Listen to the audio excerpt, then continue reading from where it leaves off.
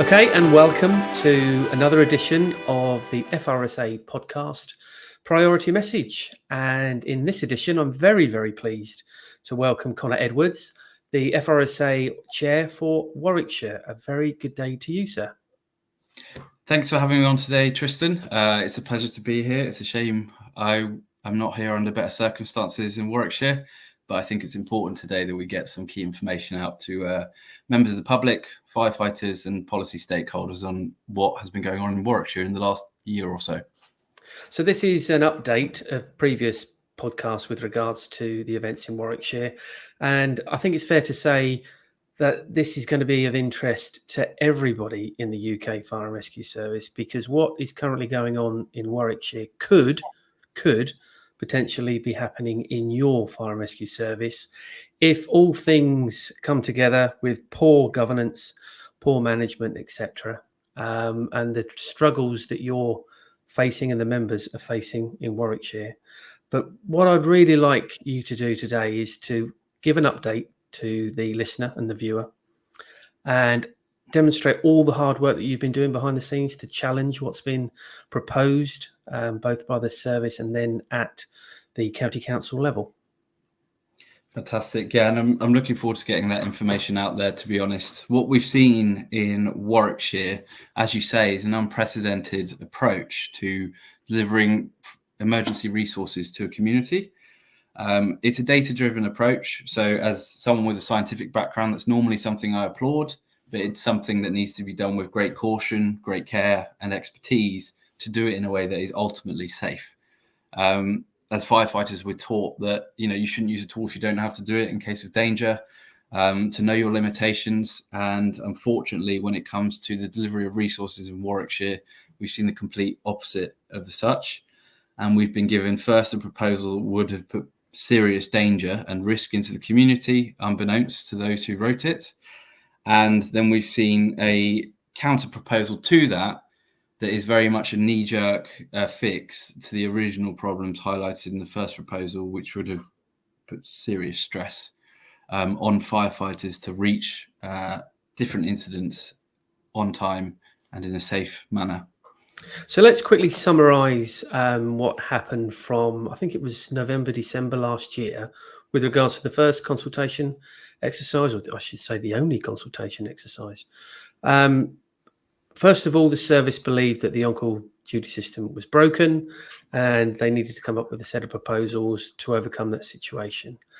That set of proposals meant that the entire on-call duty system in Warwickshire was going to be removed, and it was going to be replaced by something else that included something called a surge team. Now, you and your team in Warwickshire provided a robust challenge to that document. Not only did you do that, but you come up with alternative proposal, which I think is always the key. You can criticise, but we always need to come up with an alternative. And that's exactly what you did. And that's a publicly available document.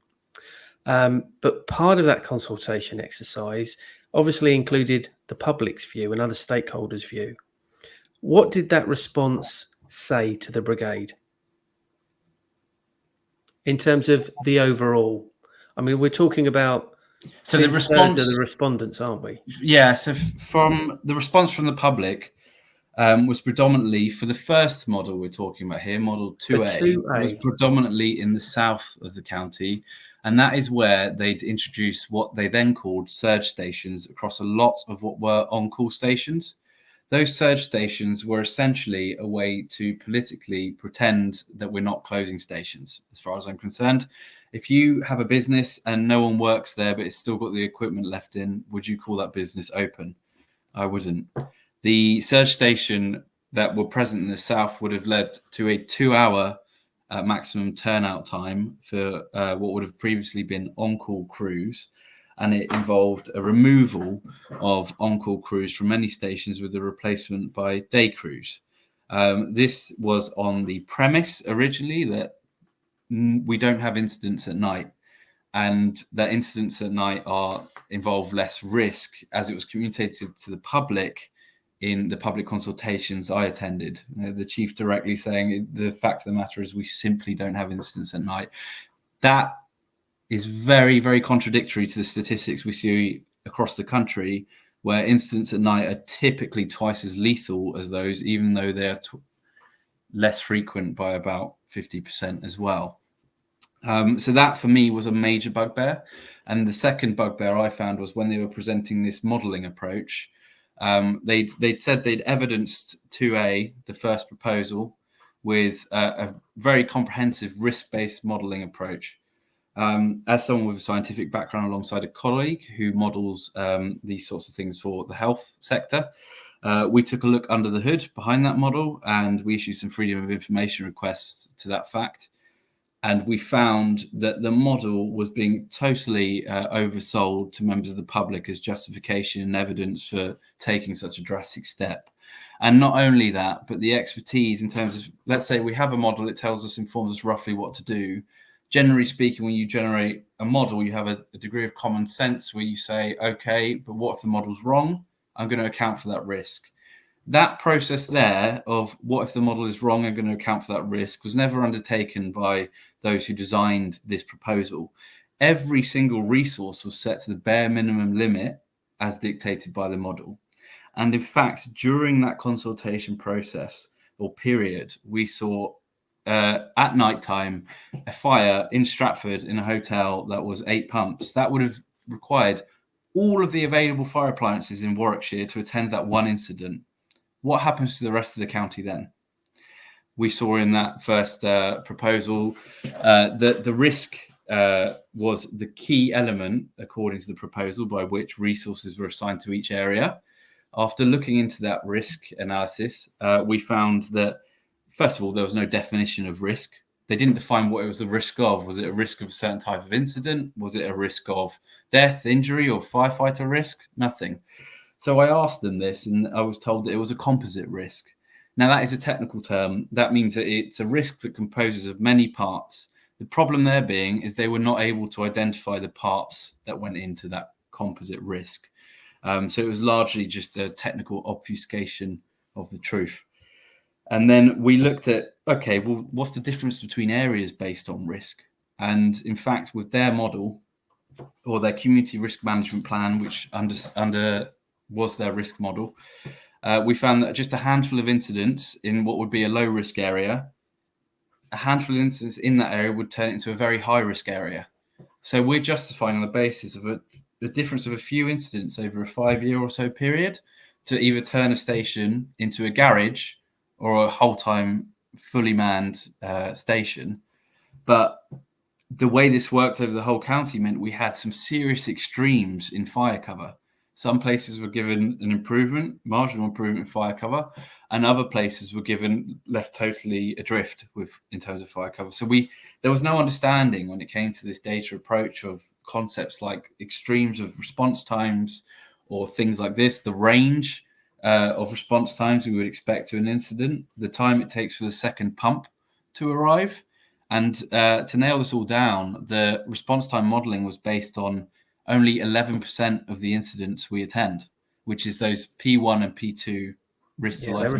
They refer to P1 and P2 throughout the entire documentation, don't they? Yeah. And the fact that, and all the key information that has subsequently come out to either discredit the proposal or provide a completely different angle on what the service was saying has been uncovered, and correct me if I'm wrong, but has been uncovered by you and the team.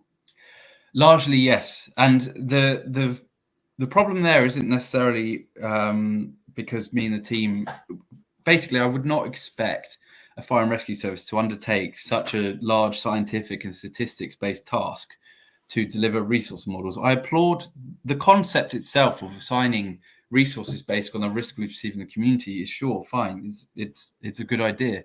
The actual work required to achieve that in a way that's safe is enormous. It's not something I'd expect a local council to be able to achieve with what was it, less than 25 grand quote to an external modelling company. An external modelling company that seems to win a lot of contracts in a number of other services from my experience, which, not making any accusations out there, but it just seems to be a bit too cozy for my understanding. And from memory, we went from the service saying this is the proposal coming from ORH and their modelling to something very different, whereby that wasn't the case, was it? No, not at all. In fact, I've got them on the public record saying that on the 11th of December, I believe, 2023, the Assistant Chief Fire Officer, Sally Waldron, claimed that ORH had done a lot of modelling and they've used an algorithm to develop the models. Therefore, it's not us at all. And I have a Freedom of Information request after which that proves the exact opposite. In fact, the modelling was done by the service in terms of the risk modelling. What ORH did was what's called simulation modelling. So the risk modelling tells us where our appliances go, and the simulation modelling tells us how it works. Now, they have assumed that every single appliance on their simulation model is at its home station when they ran it. That does not account for the dynamics of the service and how different fire appliances cover different areas of the county, or the fact that firefighters might be called on a different job. For instance, if Kenilworth on-call appliance hadn't attended a fire in Leamington, who knows what the duration or the time would have been for an appliance to show up from Leamington, as their appliances were occupied at a fire at Warwick Hospital. There's numerous cases across the county of different incidents like this happening, where we've relied on either an on-call appliance to support a fire in a town that is covered by whole time, or we've relied on a whole time appliance from a different town to cover a different area because there wasn't an appliance available there either. The dynamics were lost in that ORH modelling, and to me, it looked like it was largely used as a technical rubber stamp to convince people who don't know better, and necessarily I wouldn't expect to know better, to put this proposal through. So just to summarise what's happened through the consultation process, just over two-thirds of the responses disagreed or strongly disagreed with the proposal. Yes. Unhelpfully, the brigade provided one proposal. So they made lots of statements about how things were not functioning as they should, unsustainable, can't go on as we are, etc., and provided just one proposal as opposed to a number of different proposals. So that then led us back into around about March time of this year, whereby it was clear that the proposal that the service called 2A for some bizarre reason was strongly rejected by both the public and the FRSA. So what happened then? So after 2A was strongly rejected, we saw what was basically, and that most of that rejection had happened in the south initially because of the county, because we saw those resilience shifts come in, which essentially meant we're removing fire cover from your area, but we're not letting you know that. So that's where we had most of the counter proposals or counteracting activity. And then after which the service went back to the drawing board and generated Model 2A, which is largely a hodgepodge of different ideas to allay the political concerns that were raised in the south.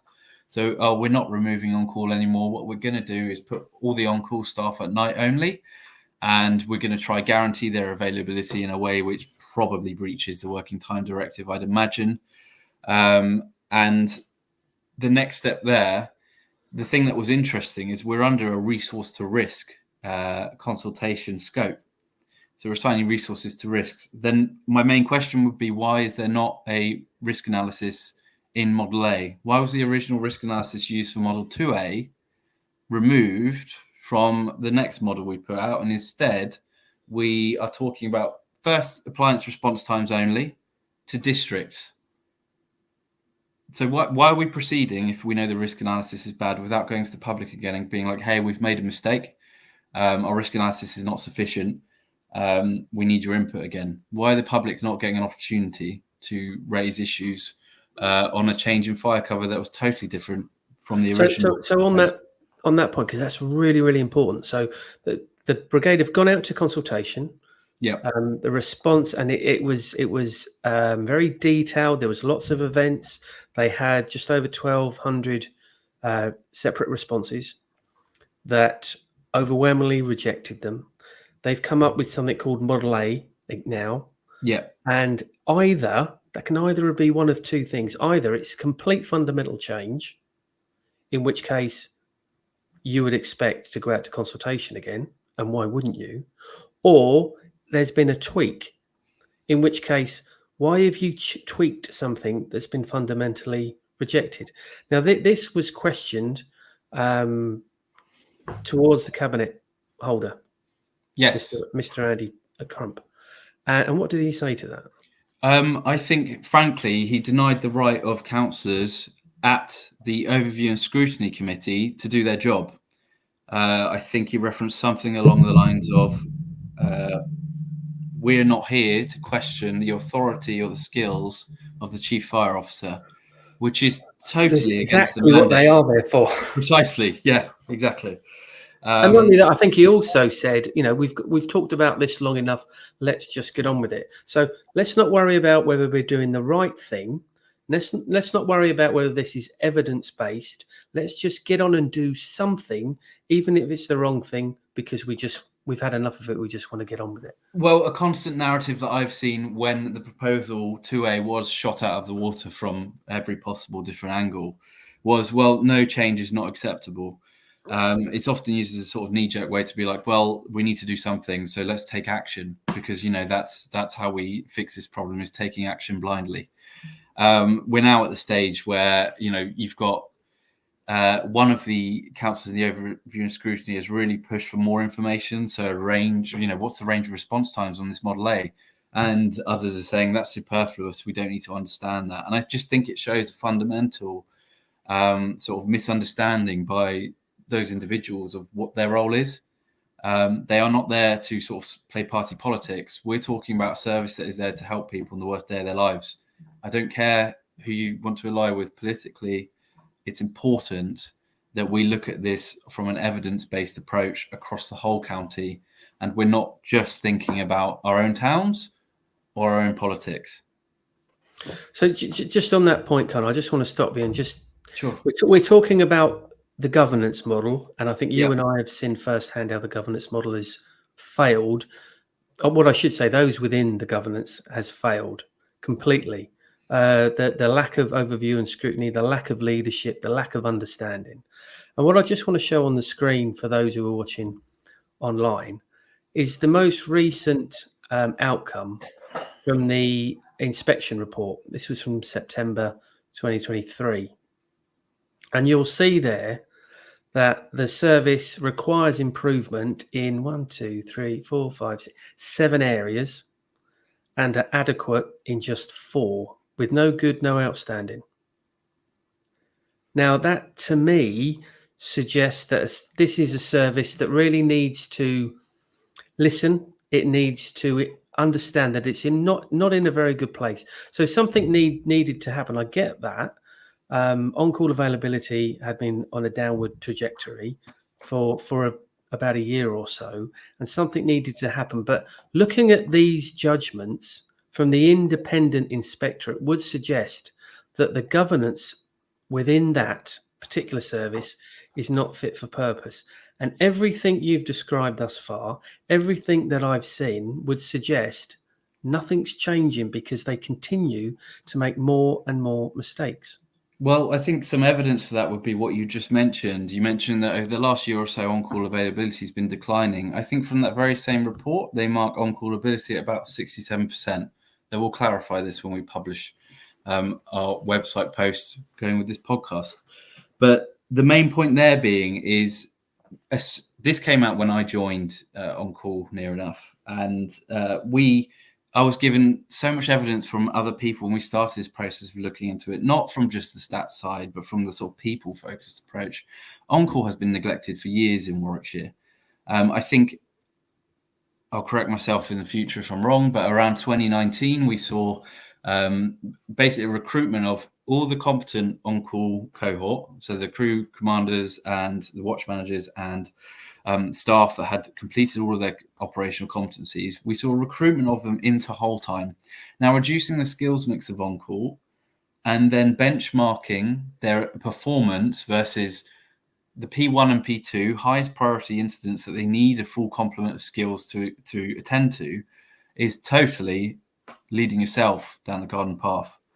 And then we've seen that continue, where the on-call system is just being left to the forces of attrition to eventually fall apart by its own making. I personally believe Model A is a similar attempt at the same general approach. The evidence they've given for recruitment impossibilities of on-call are beyond substandard in any other business. They haven't attempted any modern marketing or recruitment drives, using Google ads or Facebook ads to reach to a targeted or demographic of people who we think might take up the role as an on-call officer. And then past that, we're seeing effects on whole-time institutions where they've just been left bereft and told, oh, we need to go back to the old school system by the look of things, which is archaic to say the least, and somewhat ironic considering that they're calling the on-call shift system outdated, and they haven't tried anything to fix this. Just to reinforce what you said, and you're absolutely spot on. So when the stats came out that, okay, there was a significant drop in on-call availability, rather than analyze why that happened, which you and your team did, they just shrugged their shoulders and said, oh, well, on-call duty system is not fit for the 21st century. Therefore, we're going to move to something else. And I just, again, want to put up on the screen a comment from the HMIC FRS State of Fire report from 2023 that the service keeps publicising within the council documents, where it says most services we've inspected so far in this round are negatively affected by long-standing problems with availability of on-call staff, particularly during traditional office hours. The on-call duty system is facing decline and is becoming unsustainable. So the brigade have used that to say, look, it's not just us that are saying this. There's a national problem, and what we are doing, we are dealing with it. What that fails to do is, by taking something out of context, it fails to state what was actually printed underneath that particular paragraph that confirms that there is too much rigidity surrounding the national terms and conditions, and that we look forward to seeing potential areas of promising and innovative practice in this area in terms of recruitment and retention for the work that's currently being undertaken by the NFCC. We know that work is being undertaken by the NFCC because we are part of that work. We are part of those projects, and we have seen firsthand all the good practice that is out there in a number of different brigades that have got availability in the 80 and 90%. But rather than acknowledge any of that, the service has just said, no, we're going to dismiss on call and we're going to use something alternatively. And the alternative they are doing is exactly what you've just said, back to the future. We're going back to the archaic 224 duty system that is ingrained with a problem in terms of the watch culture. Exactly. And I think it's interesting you highlighted that piece of evidence, because it's a continuous sort of behavior I see in the management there. It's what's called cherry picking. It's selection of data that supports your argument without taking the whole picture into account. Now, sometimes people do this when they're talking on the fly, but when you're leading a data-driven proposal and then you're telling the press and the public that on-call only has 17% availability, when that is based on perhaps 1 month in the past for the highest P1 and P2 incidents only, as far as I can tell from the data. I've seen no report from an external independent body specifying that we had 17% availability ever. And there's a general trend of the misconstruing of the truth, in my opinion, when these proposals have been delivered to the public, and it's unacceptable at best, and at worst it's dangerous. Well, how does it fit with code of ethics? Well, that's a good question, isn't it, really, about breaching the code of ethics and how we should be communicating information and data to members of the public, and how we should be recognizing our own competencies in doing so, or lack thereof, when doing that. Now, good leadership, you're able to recognize your limitations and delegate. This process here, we warned them, as well evidence, in February of the danger that they put the community in. Rather than sort of bringing a total stop, what we've seen is a stubborn push forward to a stepwise removal of on-call. I'm not sure how they're going to support it at night only. They want people to maintain a level of cover which is not good for their own competencies, and they want to somehow guarantee that availability, which essentially constitutes a part-time job. Just something that you said earlier on, that the service have made comment on, that that the call level is different, significantly different between day and night. Is that true? Have you seen evidence of that? The call level being significantly different day and night. It's fundamentally, the problem there is not whether it's true or not. The problem there is that we're taking on the task of resourcing to demand based on previous historical events. They've totally failed at that because all their data sources are all over the place, i.e. there's some census data from 2011 in there, for goodness sake. But the point is the fire service is an insurance policy for members of the community. It's there to protect people on what is a very unlikely worst day of their life scenario. So going off of previous incidents only and only history as a way to predict where events will be in the future is very, very short-sighted. And the fact is that these proposals were meant to, as part of the community risk management plan, last for 5 years. Now, we've seen a big change in the Model A ones, which requires more investment, etc. My main concern now is, are they going to be able to deliver? The investment they require to achieve Model A, realistically speaking, for a reasonable person, looks way, way too small. Or the investment they require, is way too large to the capital investment of 600k they have, which is now probably reducing to 400,000.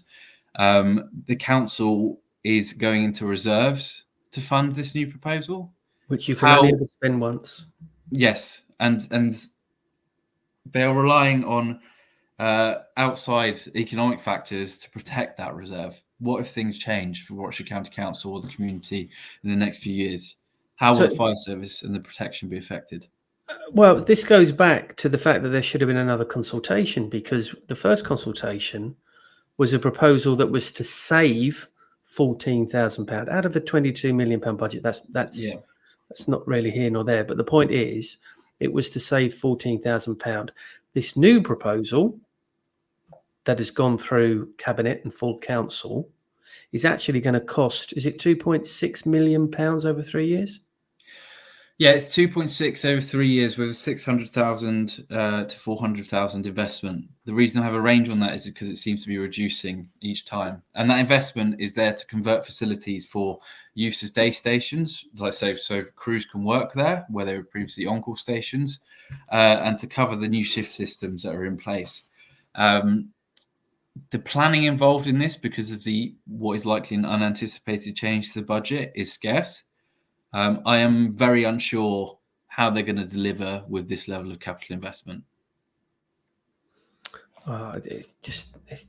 It's absolutely mind-blowing.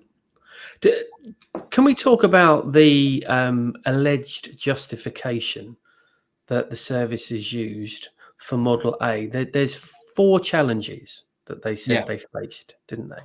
So again, I'm going to refer to putting something on screen.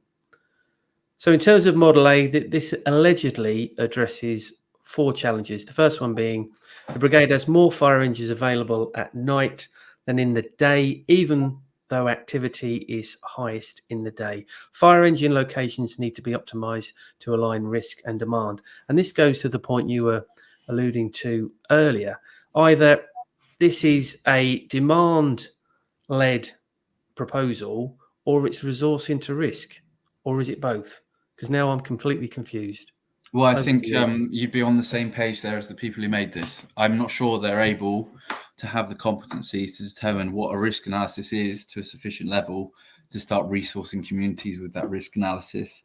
The resilience teams they propose are undetailed. We don't know what they look like yet. We think they're going to be the surge teams, and it's just a change of name for political cover. But even in the first place, there was no practical avenue as to how those were going to work. Despite we were asking for that information time and time again. Exactly. Yeah. It's not like, and I think since February, we gave them a full warning of the risks involved here. So since then, we've seen no serious consideration for changing or stopping the process for the sake of safety of the community. The Model A itself looks like what they've done is really seen, oh, we've got some problems in the south, so we're going to reduce our total cover in the north to cover that political problem, and we're going to go ahead. And that's as far as I think the planning went into the changes there. And that's also why we see the on-call shift system not being totally removed, but all the steam taken out of it, I imagine. So it will fail the next time around. 100% it will fail. Let's have a look at challenge 2. On-call availability in its current form is declining locally and nationally, raising challenges around sustainability. And we've touched on this. The service have done absolutely nothing to either analyse the reasons why availability decreased or what needs to be done to improve recruitment and retention. Now, when we went through the first consultation, I keep saying first, there's only been one, but going back to the first option, they made reference to a 22-point plan, didn't they? Yes. And what happened with regards to this robust 22-point plan that had been exhausted by the service? 4 of the points got looked at, I believe, or actioned, and I believe the remaining were untouched. And from memory, the 4 that were actioned were really relating to dual contractors. I think so. I think they were mostly procedural. I didn't think, from talking to on-call staff, there wasn't really much change for them, practically speaking, in a meaningful way from that planning process. And I think this goes to the heart of the problem. But just on top of that as well, ironically speaking, Warwickshire had an award-winning on-call recruitment program known as DRASP a few years before that. So they won awards for recruiting on-call in a way that's really organic, and it gave a long process of being able to introduce a potential candidate or recruit into how it affects your life and the work required. So people, when they went to it, weren't suddenly shocked that actually this is a huge commitment. And a huge change to my lifestyle that I need to make. And the pay is almost nothing as well, so I can't recoup there. So it really gives people, A, they're introduced to sort of the family that is an on-call station, and then B, they know whether it's for them before they do it. So we know that we're investing in recruits that are going to stay for the long run. I've heard said to me that, the retention for on-call staff is terrible. It's 7 years. Now, that's a very fire brigade-centric view of what a bad retention time is in the workplaces now. The fact of the matter is these people, you're getting an average retention time of 7 years whilst giving them no support and relying on that organic support to form in a community station because people are there because of the passion for protecting the community. True. If you actually incentivize this in a way that was useful, you would have the same results you're seeing in other rural areas with the performance of on-call. Now, the evidence given by Warwickshire is, the irony in that, given they had an award-winning programme, is really quite stark to me.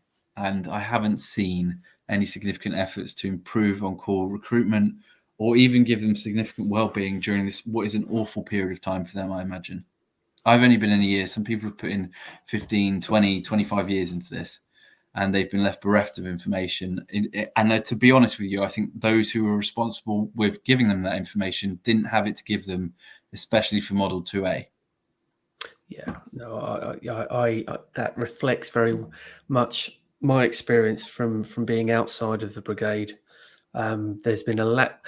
Comms are really important on a day-to-day basis, but when you're going through an upheaval that Warwickshire are going through, comms are even more important. And there just seems to be a complete and utter void of any information. And when you have such a void, people start to make things up themselves, which is never helpful. Exactly. Yeah. And I just worry about the way the precedent this sets for how big changes like this are communicated to the public and then actioned. If this goes ahead in the way it looks now, it's going to be a real loss for proper governance of data-based emergency service delivery. Instead, what will happen is we'll see this fall on its face, and then using data tools in a way that actually protects the community better will likely be lost in the process because people fear making the mistakes that we'll see happen in Warwickshire in the next few years. Yeah. Okay, let's move on to challenge 3. So we're on challenge 3 of 4, and this talks about response times, with the claim response times are not being met. So again, this is taken from the county council's own paperwork.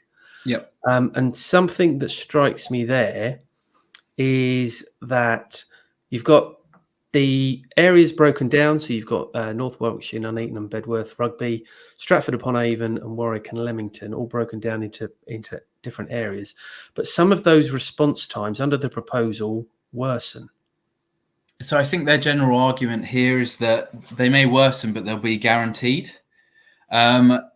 And again, it's the same problem. They're basing this all off of simulation modelling that isn't fit to task. It just doesn't cover the dynamics of the service.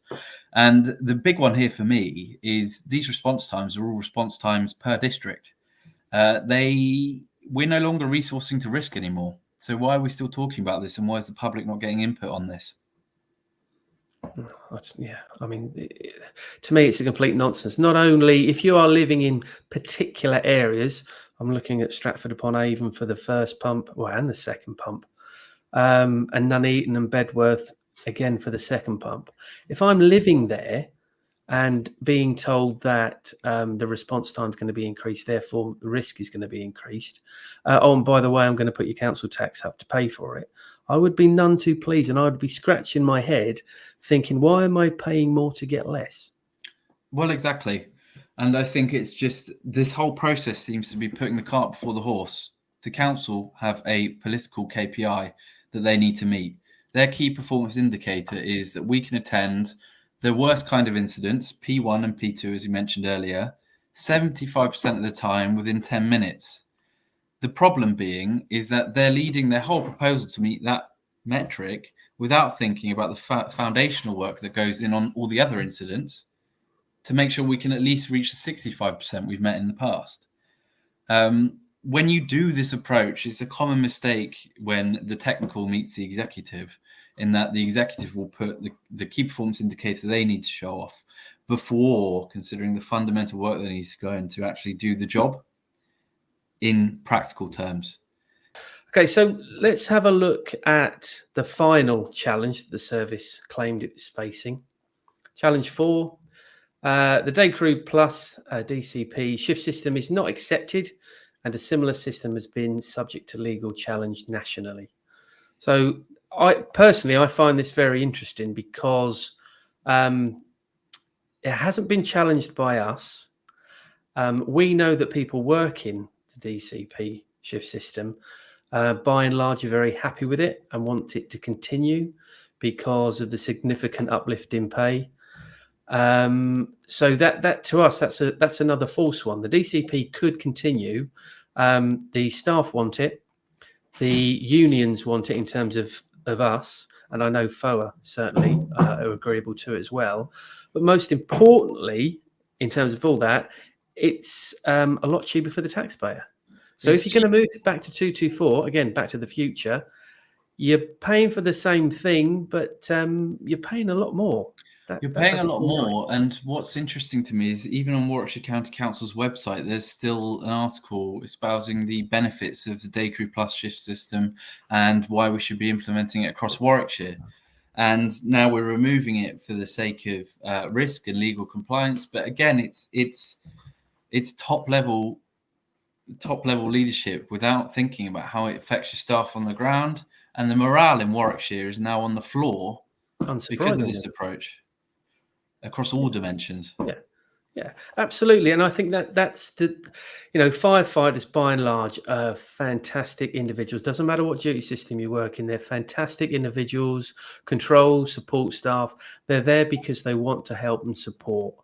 And if you are going through the upheaval that you're going through in Warwickshire, then the fact that you're still able to get up every day and go to work is testament to you, because you are significantly being let down by the top leadership. Yeah, I've never seen in an organisation this level of uncertainty being left to those that have no say in how it gets processed. And it's just been left to them, and they still show up every day and protect their community as they have been for the last God knows how long. And they've been let down entirely by a series of management mistakes that led to where we are today. Yeah. Okay, let's I do like visuals. Which isn't very good for those listening on the podcast, but if you're listening on the podcast and you want to see what we're talking about, nip over to our YouTube channel. So this is a map or two maps of Warwickshire. Do you just want to talk us through this? Yeah, so what we see is the current resource configuration on the left. What it doesn't say is the breakdown of different whole time shift systems on the left. In fact, it just says they're all whole time 24/7 appliances. This isn't true, as we know. We know that there's different shift systems within that, like the day crew plus that are now proposing to remove. What we see on the right is Model A. And Model A is the proposed new shift system that Warwickshire want to put forward. We can see that now, instead of on-call stations in the south and in the north, they're being replaced with resilience fire appliances. Those are those that aren't intended to be used often and will be called out in what are termed spate conditions. However, given their placement and where they are in the county, I wonder how often the service is going to be relying on spate conditions definition to call those appliances out beyond what they've scheduled, which I think initially was about 4 times every 5 years. Now, going forward, we can see contractual nighttime on-call fire appliances, that contractual element there being a huge problem. How are you going to contract people costed on the retaining fee of approximately 60p an hour? If that's a contract, then it's part-time work and we're going to be paying them full-time. So the costing of this proposal is immediately gone. We cannot guarantee on-call availability and also not guarantee pay for guaranteed hours. And then finally, we can see, and this is a big bugbear for me, is we initially saw, if we had Model 2A here, we'd initially see a big reduction in cover in the south. And then we'd see Model A going, okay, the south, we've got a lot of complaints about that in Model A. What we're going to do is then reduce a bit from the north overall and spread it out evenly. It's got nothing to do with our risk analysis, so we're no longer resourcing to risk, but at least it keeps everyone happy and we can push forward, as the portfolio holder says, with getting something actioned. So the other fundamental issue here is we're looking at, let's take the north, for example. We're seeing a reduction in the whole time availability in Nuneaton. The service say they cover this by moving that pump to Bedworth. Well, we used to have 2 whole-time pumps and an on-call appliance between Bedworth and Nuneaton, so we're then reducing it by 1 appliance. We have Atherstone, which had a whole-time day establishment and a on-call night establishment. Their on-call night was one of the best performing in the county, by the way. It would have been a good example of how you get high cover from an on-call station. They've now removed that with what looks like largely for costing purposes, one of the best performing on-call units across the county. And they've turned Polesworth into a nighttime only cover, which has many concerns geographically in the day for them to reach incidents in that area of the county. And Coleshill has now reduced their on-call night cover and their whole time 24/7 being reduced to just 1 whole time appliance.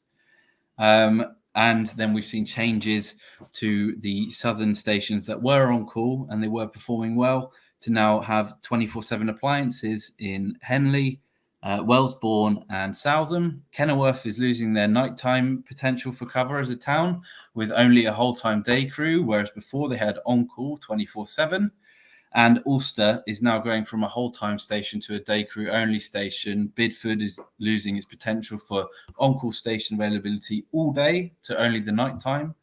And then in the very south of the county, we've got a severe issue there where we've got 3 resilience stations covering a large geographic area. So there's going to be no staff there. They're going to have an appliance there with no one to man it. And if there's an incident down there, I'm not sure how they're going to attend it in good time without relying on cover over the border.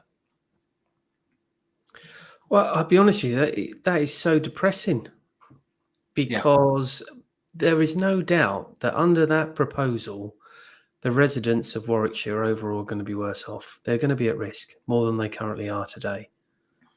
There are going to be a number of on-call firefighters that will be made redundant. There are fire stations that will be closed in all but name. And all the while, this is going to cost £2.6 million over 3 years extra to the taxpayer. I'm just not sure what the taxpayer needs to subsidise failing in management. Well, I totally agree. I mean, this does need, and I know that you and the team and us at headquarters are continuing the campaign and continuing to fight.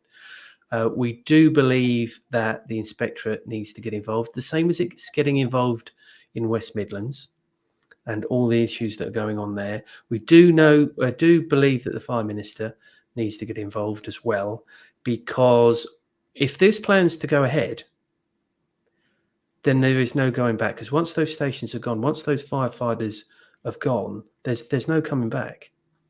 And it is a disaster waiting to happen. This is not hindsight. All the information that you've said, all the information contained in the other podcast with regards to Warwickshire are all evidence-based. Exactly. Anybody looking at this with an open mind will see that this is a disaster. I'm not sure what to say to that, really. It is going to cause some serious problems in delivering emergency service cover in Warwickshire. The next steps forward, I really hope, are considering how we change this and how we prevent this happening in other places where modern tools are being sort of purported to be used to put archaic practices back into place.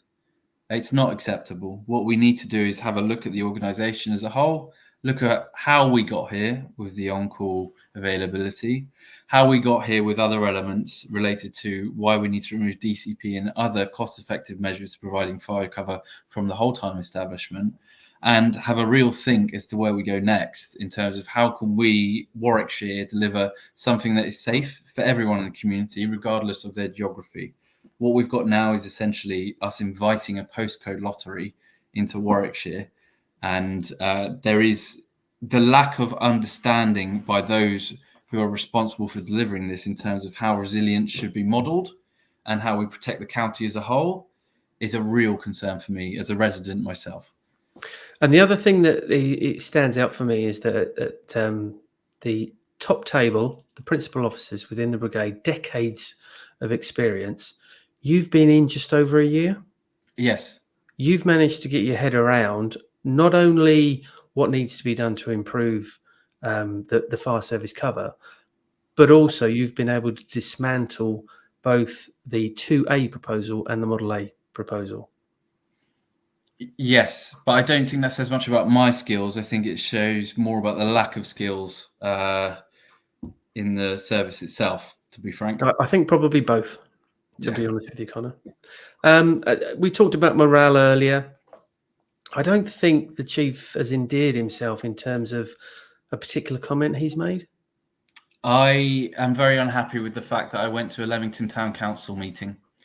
I was there, in my capacity as an FRSA rep, but also as a resident of Kenilworth, the town over. I wanted to see what, how Leamington Town Council has raised the issue of Kenilworth being made into what at the time would have been a surge station. So a station where, there's no crew, but there is an appliance.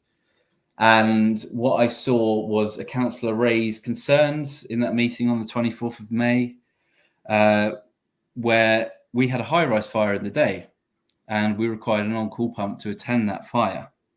And eventually that scrutiny led to the chief fire officer saying, well, it doesn't matter that we needed an on-call appliance in the day because it was just a tea towel.